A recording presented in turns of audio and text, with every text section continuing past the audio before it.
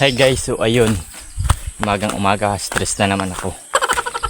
Paano ba naman hindi ako may stress? Ganyan na, nabili ako ng tinapay sana. Kaso may nakita akong matanda.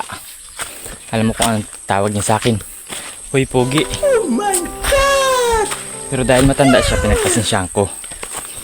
Pagdating ko sa tindahan, sabi ko dun sa tindera, mabili nga pong isang balot na tinapay.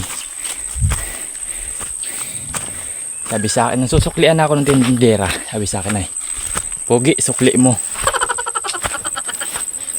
Ay nako. Oh no! Bakit kaya ang pogi ko? Pero ito ang mas malupit. Pagtingin ko sa cellphone ko, may nag-text sa akin. Sabi baga naman ng ringtone ay, hoy pogi, nag-chat baby mo. Replyan mo na, galit na siya. Sa sobrang inis ko, yun, binato ko yung cellphone ko. Wala eh. Nakatatlong beses na eh. Hindi na ako nakapagtimpi.